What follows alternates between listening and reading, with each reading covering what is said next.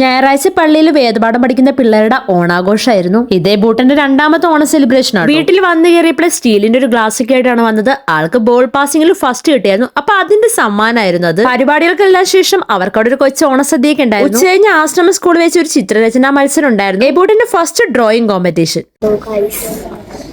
പുതിയ കളറാട്ടോ അവിടെ ഗസ്റ്റ് ആയിട്ട് എത്തിയത് വൈക്കംകാരനായ പ്രശസ്ത പിന്നണി ഗായകൻ ശ്രീ ദേവാനന്ദായിരുന്നു.